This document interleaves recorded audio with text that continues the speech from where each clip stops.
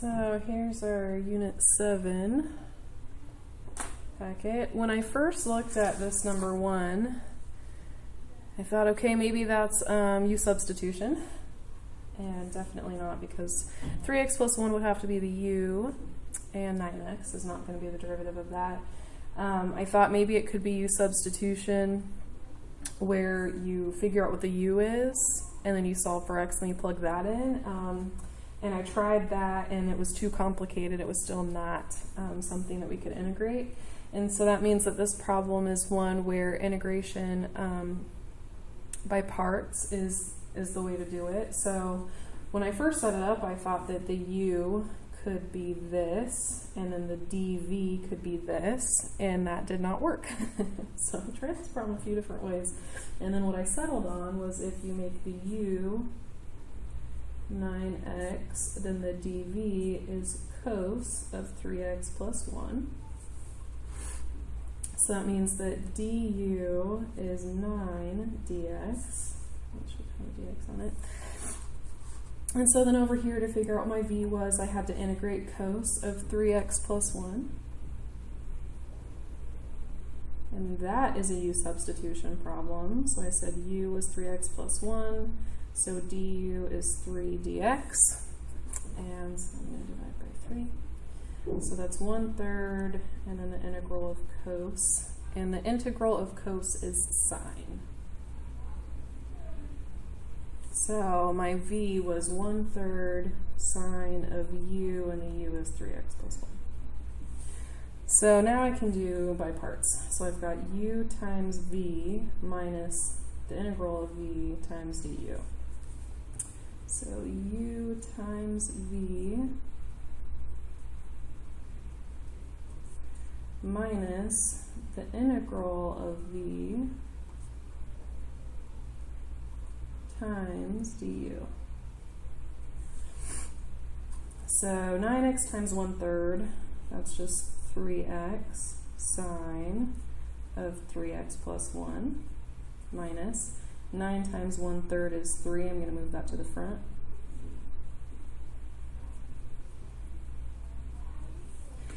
And then when I integrate this, this is u-substitution. So the u is 3x plus 1. The du is 3 dx. That means I'm going to be putting a 1/3 in the front with the 3. So 3 times 1/3 times the integral of sine u du. That multiplies by -1, and then the integral of sine is negative cos u. So that means minus times minus is plus cos of 3x plus 1, and then I went ahead and dropped that other stuff down. So the answer for that one is E.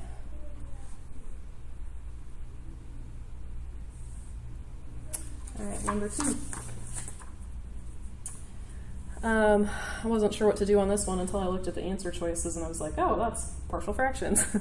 So I went ahead and I said that this is 9 over what multiplies to 20 but adds to 1 would be x plus 5, x minus 4. So a over x plus 5 plus b over x minus 4.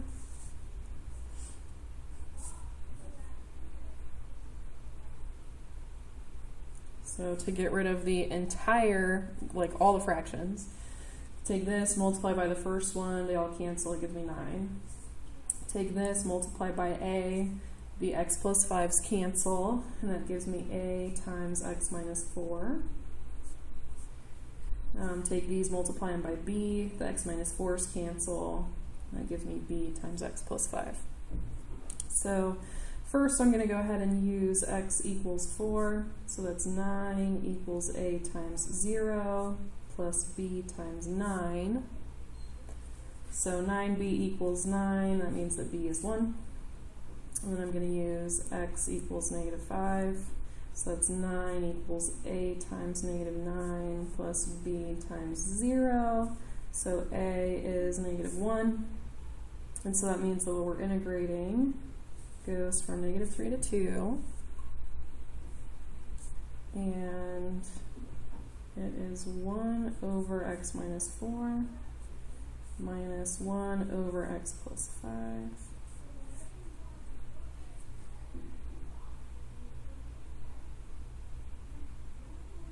And so the answer is C.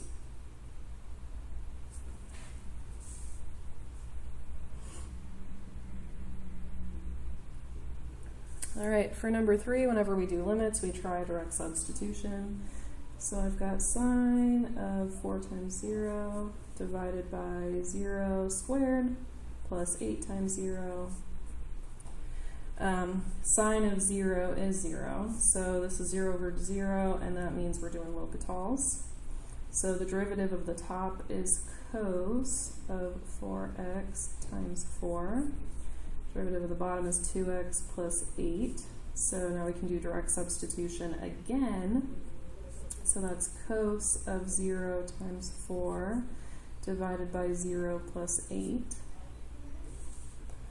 And cos of 0 is 1. 1 times 4 is 4 divided by 8. So the limit is 1/2.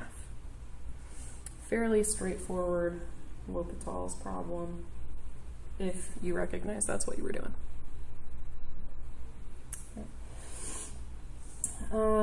Let k equal, or let f of x equal k over the square root of x, and then they have you find these things. So what I did is I went ahead and I just did these two integrals on the problem. So k is a constant. So I went ahead and took the k out, and I said I was doing from 0 to 1 of x to the negative 1/2 dx. And this is an improper integral because 0 is not defined here. So when you do this, I'm going to go ahead and find the integral. So we got 2 in the front, right, because we're dividing by 1/2. 2k times x to the 1/2 evaluated from 0 to 1, but I'm actually going to be doing the limit. And technically you don't really need to show this work since you're kind of doing this by hand.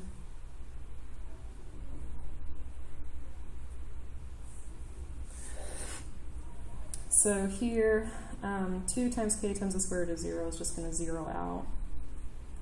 2k times the square root of 1 is just 2k. So that means that, and it was L equals that, so that means that L equals 2k. So that's one thing that's good to know. And then I went ahead and did the next one. So again, pull the k out to the front. This time we're going from 1 to infinity of x to the negative 1/2 dx. And again, I'm going to add 1, which is 1/2, and divide by 1/2. So we've got 2k times x to the 1/2 is being evaluated from 1 to infinity. Again, we would make this a limit problem because you can't actually plug in infinity. So we'd say the limit, c goes to infinity, of 2k times the square root of infinity minus 2k times the square root of 1. Yeah. Well, I guess I should have put a c there. 2k times the square root of infinity, or the square root of c, is just infinity minus 2k. And now I can look at the answer choices to see what they're saying. So L is less than m. Yeah, 2k is less than infinity. That's definitely true. So I'll keep that in mind. L does not equal m. L is not greater than m. The relative values of L and m depend on the value of k. Yes, but no, I mean the relative value of L definitely depends on k, but m is going to be infinity minus 2k. The k is not really going to make a difference there. No conclusion can be made. Now, this is actually the one that I chose when I did this problem because I was like, well, if it's infinity, it diverges. So I was torn between A and E, and I went ahead with E. The answer is actually A. So, and I guess, and it makes sense, you know, 2k is definitely going to be smaller than infinity. So.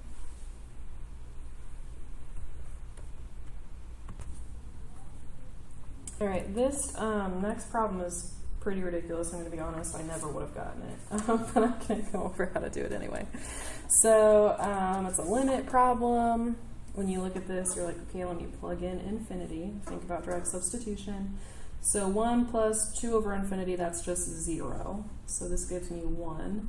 and then 3 times infinity is infinity. So 1 to the infinity, that's an indeterminate form. That's one of the indeterminate forms I don't really have memorized. I would have thought that was 1. So because it's an indeterminate form, you have to think of doing the problem a different way, a creative way. And this is where I'm going to explain this, but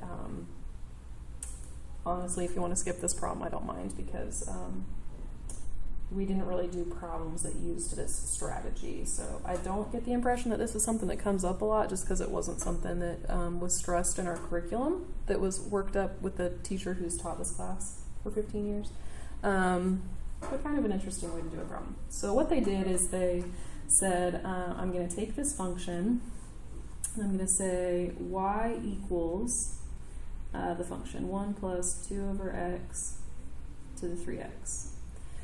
And then to get it so this problem is not written, the issue here is that we've got an x as the base and an x in the exponent, and it kind of makes things a little bit messy as far as evaluating it with infinity. So the way that we get exponents down from an exponent is we have to use logarithms, right? Because exponentials and logarithms are inverses of each other. So we go ahead and we ln each side. So we have ln y equals ln of 1 plus 2 over x, and then that exponent can move to the front. And then at this point, we're going to ignore this for now. We're going to save that for later. And we're going to say the limit as x goes to infinity of this problem right here. 3x ln 1 plus 2 over x. Now we're still having some problems as far as doing the limit of that, and this is where you kind of manipulate the problem. And I remember reading about this in a packet where sometimes you want to manipulate a limit problem to make it fit L'Hopital's. So you want to like write the problem as a fraction, and then you can kind of work with it. So that's what they did, is they left the ln 1 plus 2 over x, and then they put it over 1 over 3x. And that forced it to become a fraction. So now if you actually do this problem and you think about the infinity being in there, 2 over infinity is 0. So the top is ln of 1, which is 0. The bottom is 1 over 3 times infinity, which is 0. So we really do have a situation of 0 divided by 0. So that means that we can use L'Hopital's right here. So go ahead and let's probably use some space. And we'll go ahead and okay, so the derivative of the top is 1 over, let me say a little bit. So the derivative of the top is 1 over 1 plus 2 over x times the derivative of the inside. Derivative of the inside, that's just 0. So, and then this part I'm going to think of as 2 times x to the negative 1. I'm thinking of that as 2 times x to the negative 1. So the derivative is negative 2x to the negative 2. Okay. On the bottom, I'm going to think of this as 1/3 x to the negative 1. So that's negative 1/3 x to the negative 2. All right, so I'm going to rewrite this to kind of see what we're dealing with here. So I've got 1 over 1 plus 2 over x. And this is multiplied, the negative 2 is going to go on the top.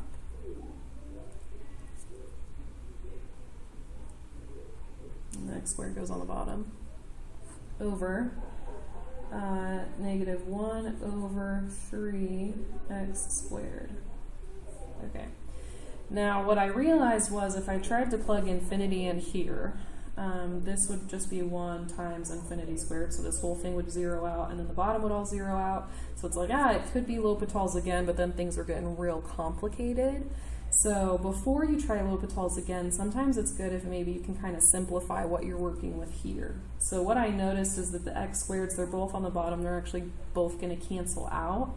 But before I did that, I went ahead and I just flipped the bottom up so that I could maybe just show more work and avoid making some mistakes that I wouldn't have made if I'd showed my work. All right, so the negatives cancel, the x squareds cancel. That leaves me with 6 over 1 plus 2 over x. And now if I evaluate this using infinity, I get 1 on the bottom because it's 1 plus 0. So this is just 6. All right, so I got 6 there. And the answer is not 6. You can see that. It's not an answer choice. Now we have to go back and remember that we said that ln y was equaled this, right? So we're going to say on each, you really have each side saying the limit as x goes to infinity, the limit as x goes to infinity. So we already figured out the limit as x goes to infinity, it's 6. Now we can say ln y equals 6. And now we have to solve for the y. So we're going to do that here. E on each side. So y equals e to the 6th.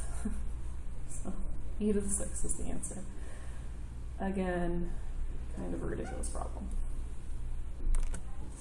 All right, let's move on to number 6. So number 6 is another partial fraction. I can kind of see that by the way it's set up. So I said 4 over x minus 3 times x plus 1 equals a over x minus 3 plus b over x plus 1. Multiply the whole thing by that common denominator. So when I take that and multiply it, that gives me 4. When I multiply it by a, the x minus 3's cancel, and I get x plus 1 times a. When I multiply it by b, the x plus 1's cancel. And then I went ahead and I used x equals -1, so that's 4 equals a times 0 plus b times -4. And that made it so b was -1. And then I tried x equals 3, so 4 equals a times 4 plus b times 0. So I meant a was 1 as well.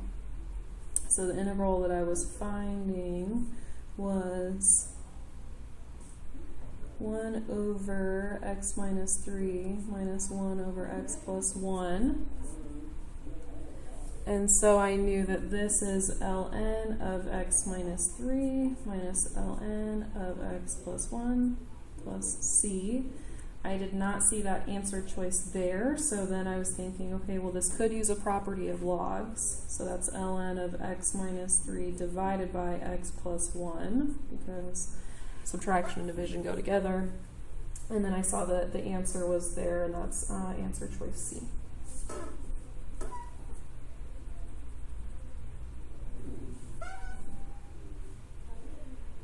All right, for the next one, let f of x be differentiable, and they're telling you what some limits are already. So over here, they're saying to find the limit as x goes to 0. I guess I don't need to write it again. Of this, we already know the limit as x goes to 0 of this top one is 0. And then if you plug 0 in for sine of 0 is also 0. So this is an indeterminate form. It's a perfect L'Hopital problem.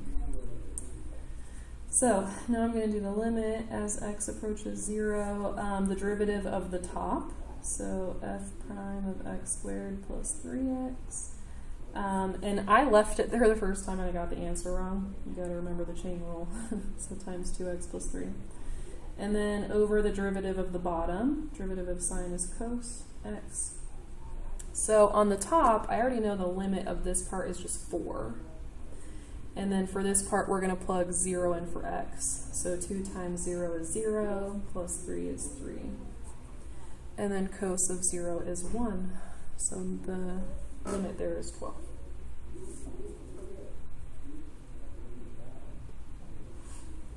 All right, number 8. So with this one, I said, well, if this is f prime of x, then the antiderivative of that would just be f of x. And f of x is being evaluated from 1 to infinity, so I said that was like f of infinity minus f of 1. Well, f of infinity is what you get when you plug infinity in, which is this right here, that limit. So that's -8 minus f of 1 is 5. So -8 minus 5 is -13. These last couple were just notation problems. Just, can you understand the notation? Probably in a different setting than you've seen it before. Really, that's what they were getting at. All right, number 9. Area bounded by the graphs and the x-axis. So if it's bounded by this graph and the x-axis, that's just find the area underneath the curve. X equals 0 and x equals ln2, that's our vertical lines, and so they're giving us our boundaries there.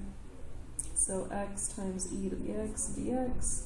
And really the tricky part here is we're doing a definite integral, and it's an integration by parts problem. So x times e to the x.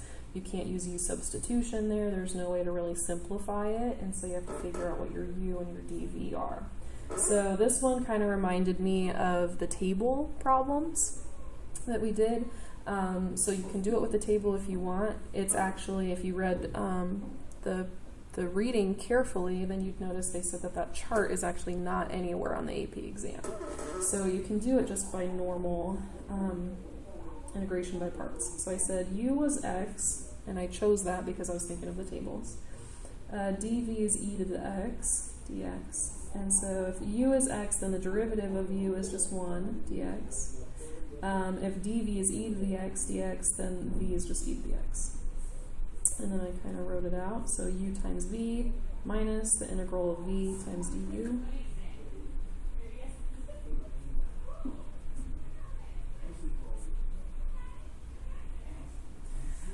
And so that gave me x times e to the x minus e to the x. And we don't have a plus c there because we're evaluating this. So I'm evaluating it from 0 to ln 2. So then I went ahead and plugged things in. So I have ln 2 times e to the ln 2 minus e to the ln 2. 0 times e to the 0 minus e to the 0. So e and ln cancel. So we've just got 2. 2 times ln 2 minus 2. And then here this is nothing. E to the 0 is 1, so minus negative 1. So we've got 2 ln 2 minus 1. And so that fits with A.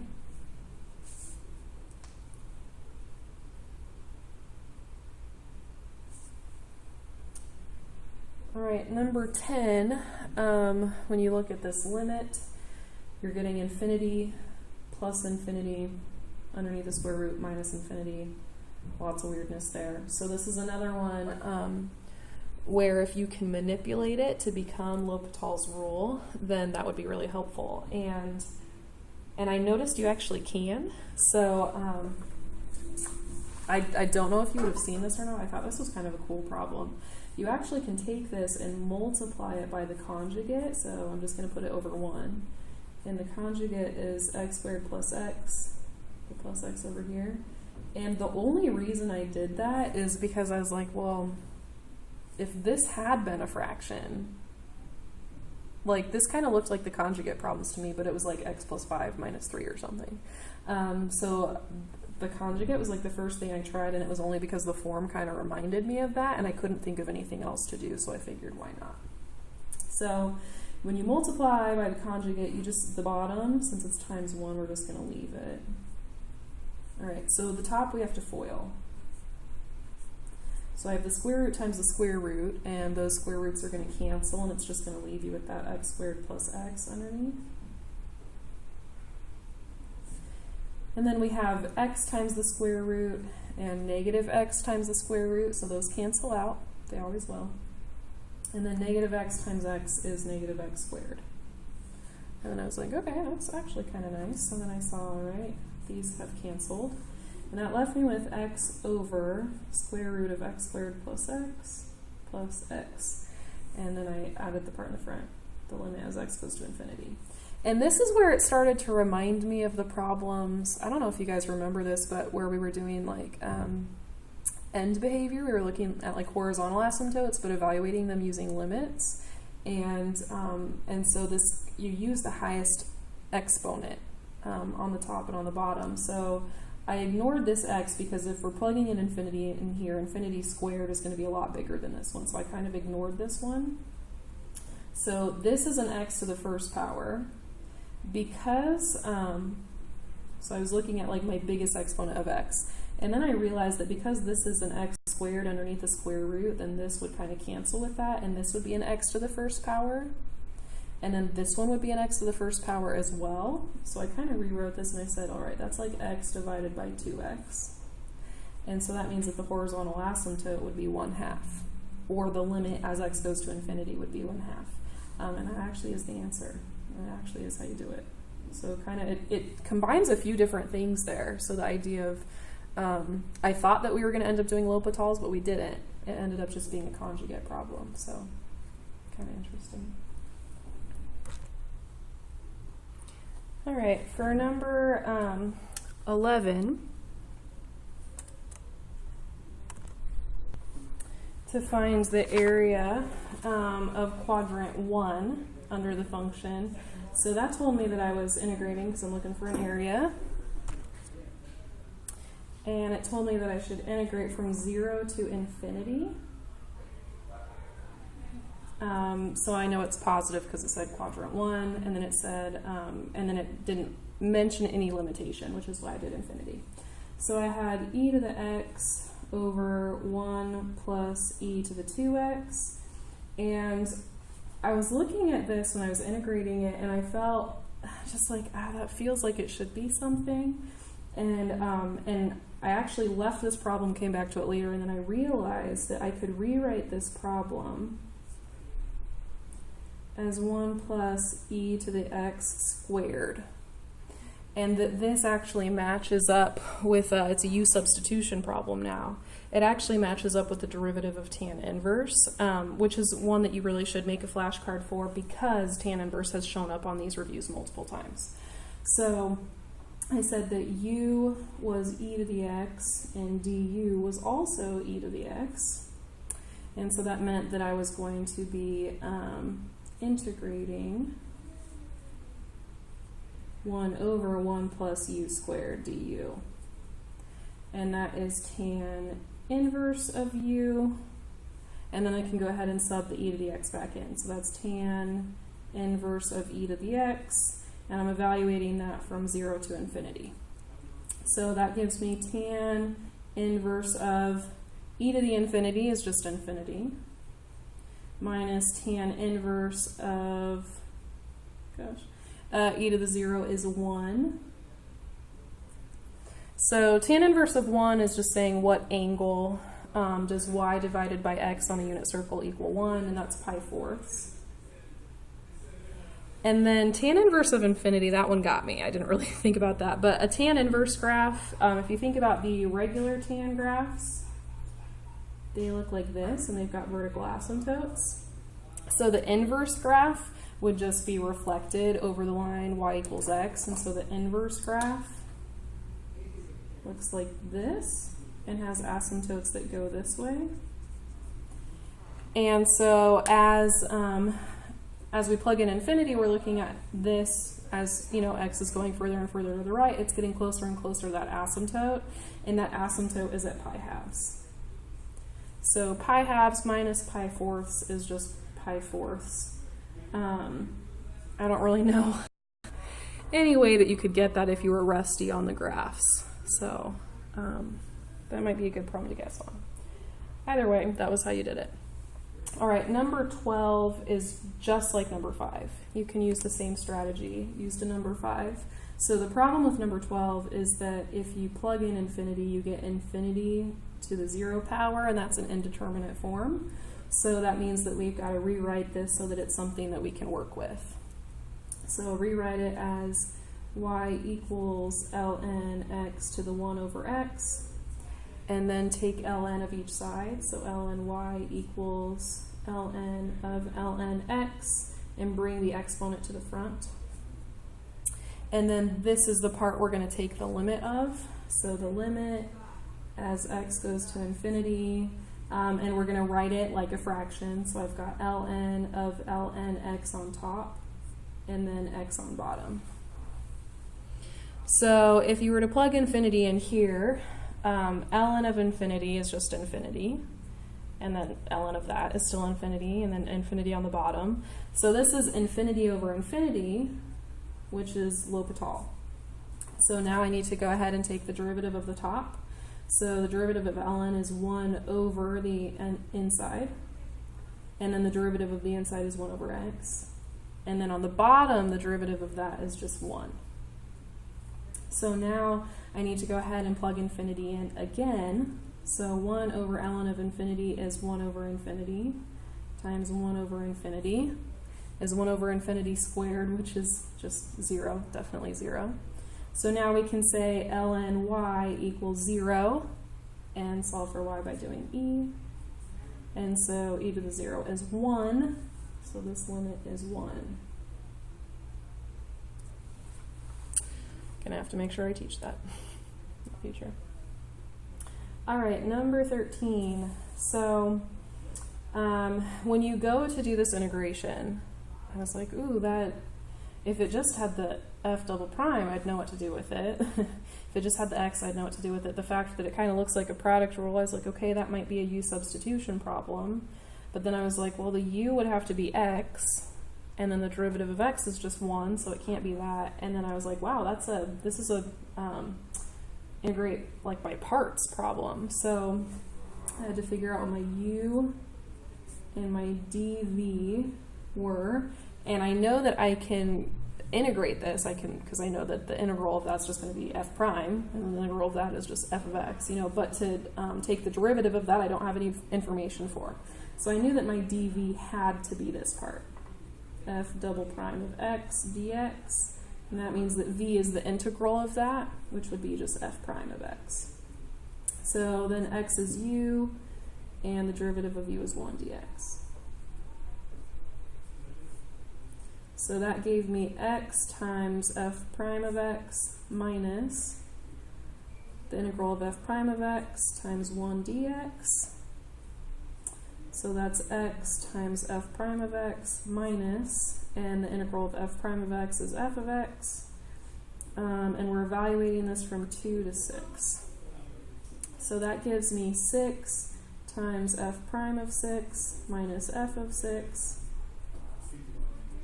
and I'm subtracting off 2 times f prime of 2 minus f of 2. So that's 6 times f prime of 6 is 2 minus f of 6 is 3. So 12 minus 3, so that's 9 minus. This is 2 times f prime of 2 is 1 minus f of 2 is 8. So 2 minus 8 is negative 6. And so that adds up to 15.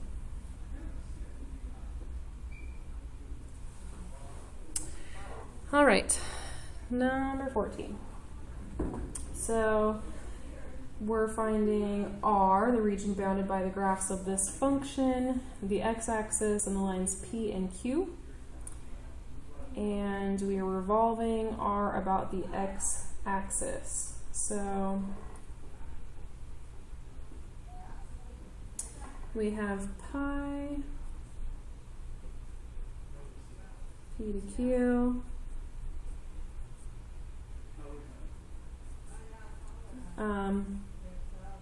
squared. The reason I did the disk method on it, and the reason I did that is because if you're revolving the curve about the x-axis, then it's butted up against the axis. So what I saw then is like, oh, the squared and the square root cancel out, because I didn't see this anywhere. I saw almost this, but it didn't have the pi in front, and I knew that if I'm revolving something, it makes that circle, so it's got to be pi r squared. Solving with 1 over x squared minus 1 dx, and I didn't see that answer either.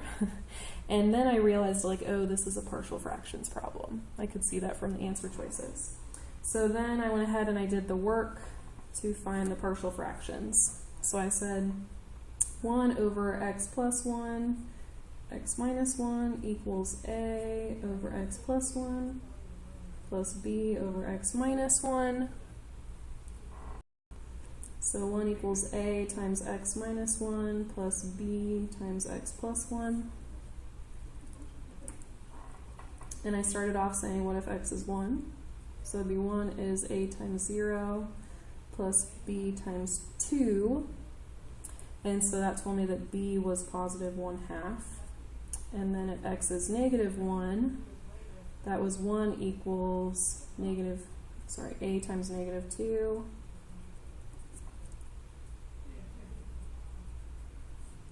plus b times 0. So that meant that a was negative 1/2. So then I said, okay, from P to Q, I said that's 1/2 over x minus 1 minus 1/2 over x plus 1. And then I could see, like, ooh, that's where the halves came from in these answer choices. So I went ahead and I took this 1/2. It was common for the two of them. So I was able to just pull out a 1/2 in the front, kind of like I'm factoring out a GCF. So that gave me pi halves of 1 over x minus 1 minus 1 over x plus 1. And that's how I knew my answer was E.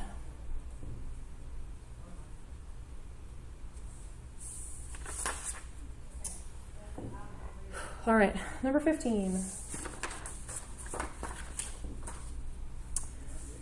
The base of a certain solid is the region bounded by the coordinate axes, x equals 16, and then this graph that we have.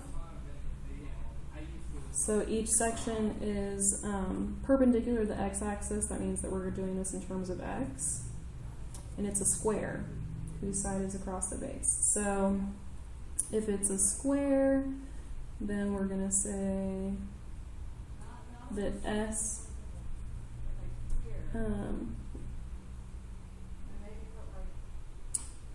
is going to be x to the negative 1/4, sorry.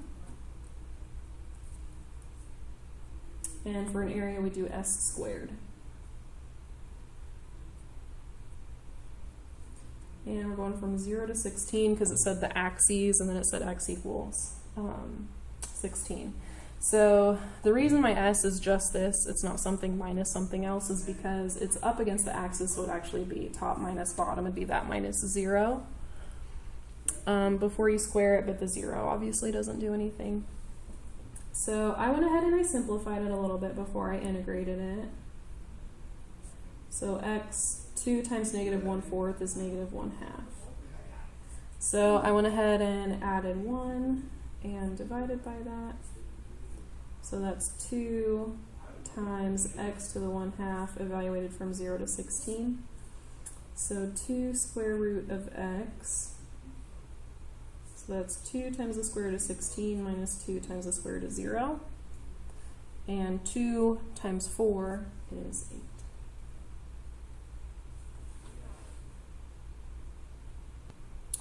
All right, free response. Find an expression for f prime of x. So this is one of the fundamental theorems of calculus. I can't remember if it's the first or second, but this is where we can just plug these in. So 5x e to the negative x times the derivative of that minus 5 times 0 e to the negative 0 times the derivative of 0. And those 0 out like they always do. And so f prime of x is 5x e to the negative x. So that was not too bad. Is the graph concave up or concave down at x equals 2? To do that, I knew that I needed the second derivative. So I took this and I found the second derivative of it. I did the first times the derivative of the second plus the second times the derivative of the first. And so there's my second derivative right there. So that is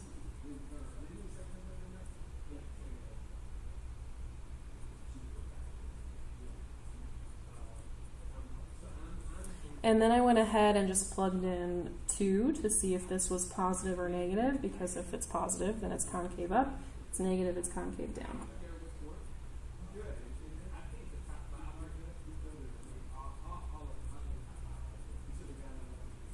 So this is just 10 over e squared.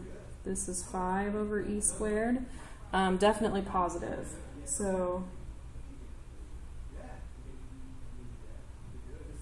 oh, I missed that negative right there. Negative. negative, negative, definitely negative, my bad. So this gives you negative 5 over e to the second, which would be negative, so it's concave down. So I said the second derivative is less than 0 when x equals 2, so it's concave down. I would not abbreviate on the exam. I would write concave down. All right. Part C. Find an expression for f of x in terms of x only that does not involve an integral. So what I did is I took f of x.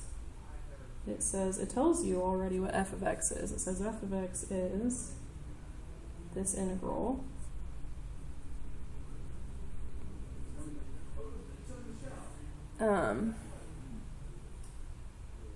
and you just have to integrate it, basically, and then evaluate it.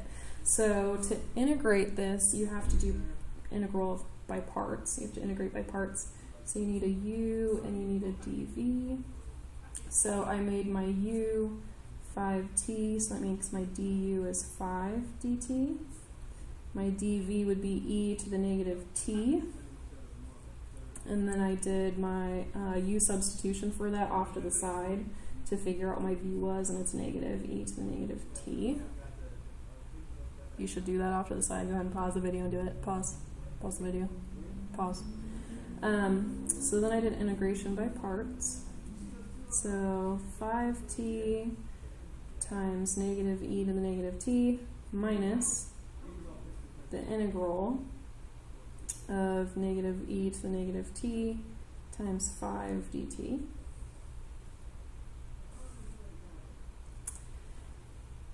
And we can go ahead and do a little bit of simplifying. So negative 5t e to the negative t, minus and minus make a plus, pull the 5 out. And then I already know what this is, it's negative e to the negative t. So 5 times negative e, that'd be minus 5 e to the negative t. And we're evaluating this from 0 to x. So you can go ahead and plug the x in. So negative 5x e to the negative x minus 5e to the negative x minus, and then we can go ahead and plug the 0 in. So negative 5 times 0, that's going to cancel all that out. Minus 5 times e to the 0, and that is just 5 times 1. So f of x is negative 5x e to the negative x minus 5e to the negative x minus minus makes a plus 5.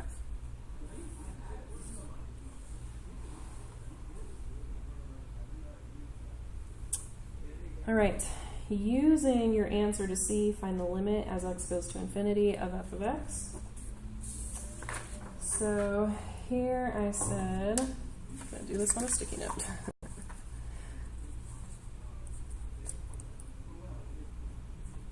Limit as x goes to infinity of negative 5x e to the negative x minus 5e to the negative x plus 5. Now I'm going to show you how I did it, and then I'm going to explain what the answer key said, because I didn't interpret it that way.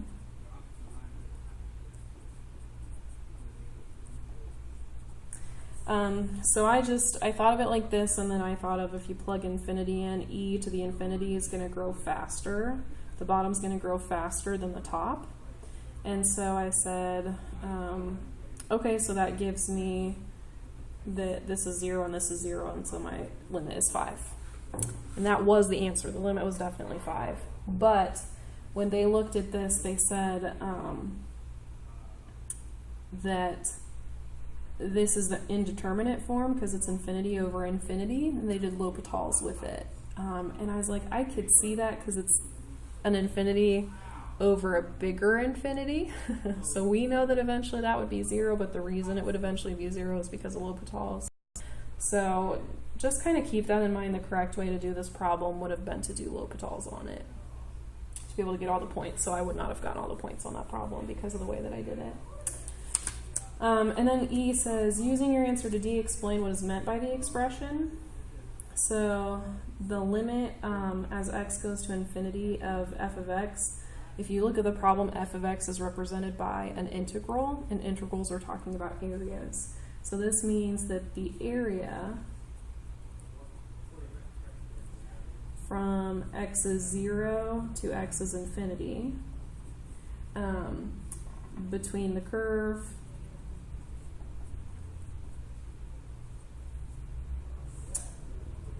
and the x-axis is 5.